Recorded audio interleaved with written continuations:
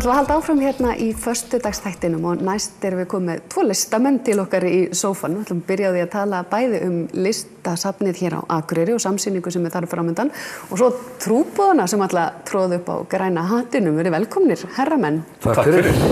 Já, hvað saman ykkur hérna, þó úr ólíkum áttum væri, en kannski eigið nú bara ýmislegt sameiginlegt í listformum. Við ótrúlega margt sameiginlegt heldur. Ansi hreittur Nú. Við höfum sótt nánast alla sömu skóla. Ég held það, já. Barnaskóla, gagnfræðaskóla, myndlistaskóla. Já, akkurat. Já. Við erum í sama stjórnmálaflokki líka. Nú, hvurslags. Pólitísk. Það til dæmis eitthvað sem ég vissi ekki. Nei. En jú, þú veist, ég hérna. Já, við Kalli, við erum líka næstu í jafnaldrar, sko. Næstu í jafnaldrar? Já, næstu því, sko. Þannig að en hann auðvitað meira í tónlistinni og ég meira í myndlistinni, það auðvitað þannig. Svona aðgreining. En auðvitað ert þú hönnuður, grafískur hönnuður líka?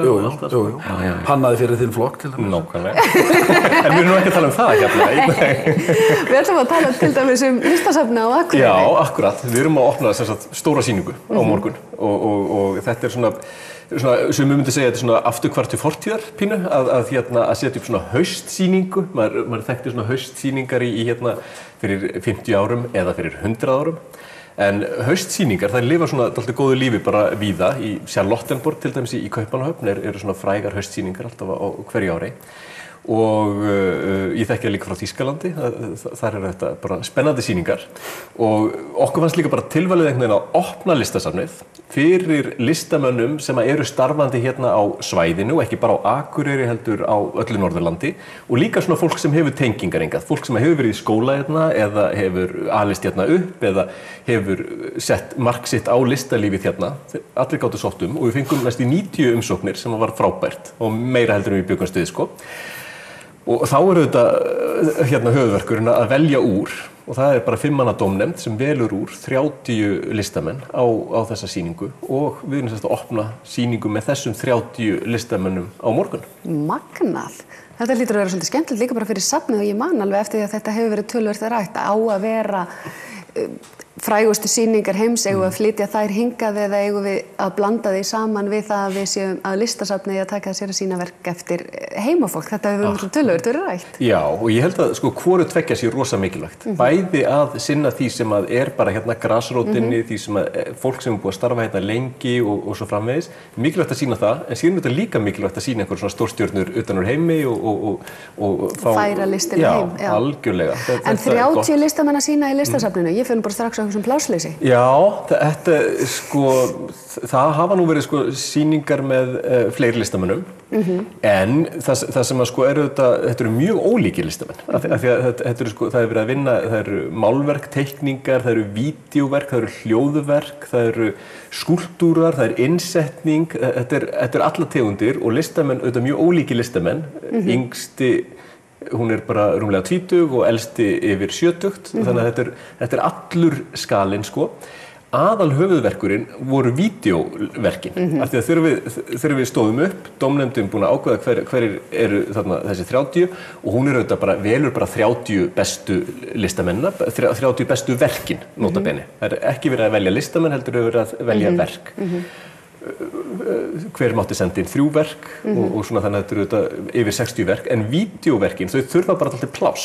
Þau þurfa, og þau mega ekki trufla hvort annað og svona, sko, og ég held að það séu alveg af þessum 30, held ég að séu 5 vídeóverk eða skjáverk.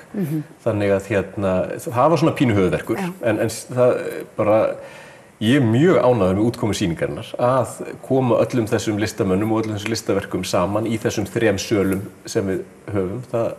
Þetta er alveg þétt sýning en það er líka loft á milli í henni og ég held að það sé fyrst og fremst spennandi fyrir fólk að koma að því að það þekkir suma listamenn, það eru þetta svona bara usual suspects er þarna að sýna, en síðan eru líka nokkur nöfn sem ég þekkti til dæmis ekki áður, bara uppgötvanir og með frábær verk og það er skemmtilegt. Og þarna kemur eiginlega líka tengingin að það eru gömlu Akureyringarnir. Þetta er svolítið svona öðruvísi heldur en kannski fólk upplifir í Reykjavík, en fólk upplifir sig ekki sem oft allavega sem beint Reykvíking en heldur ræturnar kannski út á landi eins og þú ert héðan. Já. og manni líður alltaf eins og sért samt Akureyringur og það skipti einhverju máli. Já, mér líður alltaf þannig líka. Já. Og það er náttúrulega, það er alveg fullt af Akureyringum náttúrulega bara út allt í Reykjavík og ég held nú að þeir upplifi það nú einmitt akkurat líka svolítið sterkar rætur og þú veist og svona hvort sem þeir vilja búa hérna ekki sko. Nei, bara að það sé eitthvað, það sé, já, hvaðan ertu voðalega algeng spurning. Já, það er náttúrulega mjög, þú veist, en ég held að, svo finnst mér það nú reynd að gerast með aldrinum að hann þykir alltaf vænna þetta sko, þú veist, og fylgist þá meir, ég meina, þegar maður er svona komið fjölskyldinu og allt þetta, þessi læti sko yfir eitthvað ákveðin svona tímabil, krakkarnir yngri og svona, þú veist, ég svona fylgist meira með hvað að gerast á Akureyri. Það skiptir mig ekki miklu máli hvað var að gerast í þessum tímabili sko. Nei. Það bara var maður í sínu og mér er alveg sama hvað var að gerast þér sko. En þetta svona breytist með tímanum og nú eins og bara til dæmis Akureyri að Vaka að koma hingað núna, ég segi fá að koma á Græna hattinn og spila hérna í kvöld. Það er náttúrulega alveg frábært með þessa, við erum 3 Akureyringar í hljómsveitinni sko, þú veist og Segðu okkur frá henni, þetta trúboðarnir. Já. Og þetta er Kristinn flokkur eða eitthvað svoleiðis? Sko, hann er raunverulega ekki Kristinn, en þetta er eins og Heiðar Ingi, bassaleikari og virtuós og snillingur. Hann í rauninni sko útskýrir þetta þannig að þetta eru sko trúarbrögð í þeim skilningi að við boðum sko svona trúna að rokka, þú veist, að eiga fró í því að fara á æfingar á þriðjudagskvöldum í staðinn fyrir að fara til dæmis í einhver svört og hvíta skyrtu og svört föt og fara á Oddfellow eða Frímor eitthvað svoleiðis. Þá förum við í stöttiramból sem var ekki þveginn frá því síðustu æfingu og svitalitin í ennþá niður í húsnæði. Þetta er svona kannski líka ákveðin tegund að því að halda í ræturnar. Ef þú ert rockari, ef þú ert Akureyringur, þá bara ertu það. Já, klárlega, sko, við Heiðar náttúrulega kynnumst bara sem 7 ára eitthvað svoleiðis, sko, 6-7 ára. Við vorum náttúrulega hlustuðum og sko, fórum á tónleika með utangarðsmönnum í Dynheimum og við vorum ofsalega miklir rockarar á tímabili og þannig að, svo bara semst er það þannig að Heiðar, við erum punkar, við erum rockaðir, utangarðsmenn, þeir, Purkur, Pilning og fleira, en síðan sko leiðist Kalli á einhverja svolítið aðra braut í tónlistinni, svona, fór að blása hárið full mikið fyrir Heiðar allavega og þegar Heiðar verður fertugur þá raunverulega hringir hann í mig bara og tilkynnti mér það, nú ætla ég að bjarga tónlistarferli þínu. Neyða þig af þessari röngu braut. Akkurat. Trúboðið mættur sko. Já, trúboðið mættur.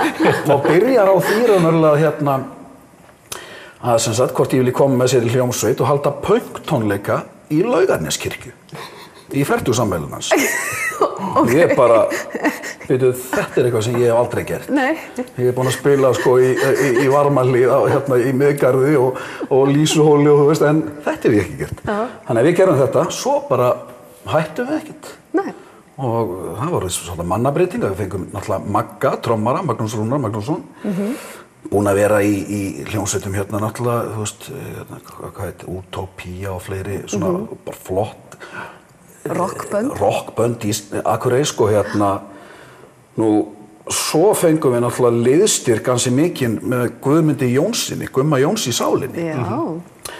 Og fann hann trúna líka í þessu? Hann finnur trúna líka og basically var annar gítarleikari sem bara sneri sér á öðru og hafði ekki tími í þetta og svona og Heiðar boðaði Gummi hafði komið á tónleika með okkur og leist mjög vel á bandið. Heiðar boðaði sem sagt Gumma hvort það verið til í að taka lönns með honum og byrjar á því að segja við hann nú erum við búin að missa gítarleikarinn okkar. Já, segir Gummi. Ok. Og svona verður svolítið svona spenntur í augunum og svona, þá segir Heiðar við hann, ég ætla að athuga hvort það geti svona liðsinnt mér að benda mér á hvern góðan kandídat. Og þar með náttúrulega urðu það ákveðið vonbrigði fyrir Gumma sko í þessu, hann hafði verið ákveðið það að sækja í trúboðið. Nú, hvurslags. Og var einu umsækjandi. En það sem raunverulega Gummi kemur með inn í þetta er svona ofboðslegt drift og sko hann hann kýldi okkur í gegnum að til dæmis að gefa út þessa plötu sem við gáum í. Já, svona ég segi, auðvitað stefndum við svo sem alltaf að því, en við vorum búin að stefna því í 7-8 ár. Já, ég þekki það. Og vorum svolítið bara svona að keyra alltaf á löngum vegi sem var bara svona einhvers staðar, þú veist. En hann fór með okkur inn í stúdíó, gerum þetta svona strákar og kýlir okkur í gegn og þar með verður til platan Óskalög sjúklinga sem við erum að flytja í kvöld og raunverulega svona við köllum þetta útgáfu tónleikana fyrir Norrlending og Akureyringa. Já, nákvæmlega. Og þetta eru í rauninni bæði þessi risasýning á listasafninu. Við vorum að tala áðan hérna við Stórsveit Akureyrar og á Græna hattinum. Þetta eru örfá dæmi það sem er að gerast á Akureyrarvöku því að þetta er náttúrulega risadagskrá og ég er búin að segja það áður, þetta kynna sér á visit.akureyri.is af því að þetta eru margir fríir viðburðir líka og svona. Ég var rosalega spenntur fyrir ljósmyndasýningunni þarna sem var hvað var það? Móðir. Já, móðir. Mamma, systir, amma. Systir, mamma, amma. Þetta svona vakti Veitu, hvar verður hún aftur? Hún verður eins og í Brekkugötu 7. Ráðhústorg 7 er það ekki? Já, það er við Ráðhústorgið. Brekkugatan er það. Já. Ég er dottinn út úr öllu. Man ekki götuna blengur. Allt og lengi fyrir þessu. En ég held að séu 9 opnar í dag og á morgun. Þannig að þetta er mjög blómlegt. Það meira segja að það þarf kannski ekki einu svona endilega að kynna sér dagskrána, bara fara niður í bæ og bara lappa gilið og bæinn. Það er bara hægt að fylgja straumnum sko. En síðan þetta margt sko líka sem er svona spennandi sem maður ætti kannski bara að merkja við og svona sko. En eiginlega vildi maður geta verið á 2-3 stöðum í einu. Vegna þess að þetta er svo margt sko. En ætlaði að gera eitthvað annað sjálfur en þetta? Ætlaði að gera eitthvað í Akureyrarvöku? Ég ætla að gera helling sko. Ég ætla að reyna að komast á trúbúðina í kvöld sko. Og það maður fer náttúrulega á stóru tónleikina í Listagilinu sko og ég ætla að reyna á öllum sýningunum. Þú veist, bara 9, ég ætla bara að merkja við sko, bara Kartöflugeymslan, Deglan, Mjólkurbúðin, Salumyndlisfélagsins, allt. Og síðan einhverjum svona fleiri tónlistaviðburðum og þetta er pökkuð dagskrá. Ég ætla að reyna á sem mestu. Algjörlega, maður verður að taka þetta og bara sko strauja sko Segið mér aðeins hvað tónleikarnir í Gilinu, ég er nú svolítið spennt hverju að spila. Þetta er Stórsveit Akureyrar ásamt Leilo og Jónas og Ritvilunum og Er ekki Amma Badama líka? Eru þau á Græna hattinum? Nei, við erum á Græna hattinum sko. Kvöld, er að spila á Græna hattinum í kvöld. Á morgun. Og dægulega pönkljóstin Húfa, það sést ekki gestir með Já, og Röggi ætlar að mæta á svæði.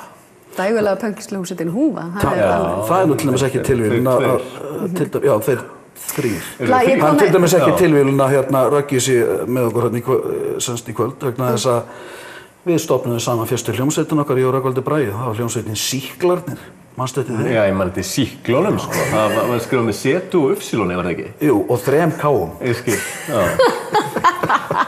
þetta rifjar upp þessa Talandi byrjandalæsi. Já, talandi byrjandalæsi. Varst þú í því? Ég var aldrei byrjandi í læsi, bara Sýklarnir með 3 K-um og setu. Nákvæmlega, ég held að planið sé samt komið fyrir kvöldi, það er að fara í Draugaslóðina sem er hérna í innbænum í kvöld, það er upplifun, það er slökkt á öll í innbænum og meiri sé sko Norðurorka slekkur á göttuljósunum öllu og svo er draugaganga. Já, og íbúarnir taka þátt, mér finnst það svo flott og virkjaði, þú veist, þeir bara klæða sig upp og eru draugar sko. Eru draugar, og hauskúpur, þeir eru ekki draugar, það er alvöru draugar. Það er alvöru draugar, var ég að segja eitthvað? Ég skil ekki. Fara svo yfir, dauðhræddur á Græna og taka rockið og Nákvæmlega, og við bara blessum mannskapinn eftir við særum úr draugana. Já, nákvæmlega, særum úr draugana og Græna, mæti svo alhreinsaðir í listasafni á morgun Algjörlega, og allar hinna sýningarnar og alla viðburðina. Í Ketilhúsinu eru líka sko, það er pökkudagskrá þar sko, við erum Hymnódía er að syngja þar klukkan 1:30 og síðan er Helga Björg sem er sýningarstjóri að vöruhönnunarsýningunni, hún er með leiðsögn og síðan rúmenskir dansarar klukkan 5:30 sko, þetta er mjög fjölþjóðlegt og fjölbreytt bara og skemmtilegt. Nákvæmlega. Maður geti eiginlega að tala endalaust Akureyri en gaman að fá ykkur og mæta á Græna hattinn í kvöld. Já, bara takk fyrir. Ég get eiginlega alveg trúa því að það verði stórkostlegt. Bara hlakka til að sjá þig. Já, með leið þessu. Takk fyrir spjalli herra minn og við höldum áfram í föstudagsþættinum eftir augnablik.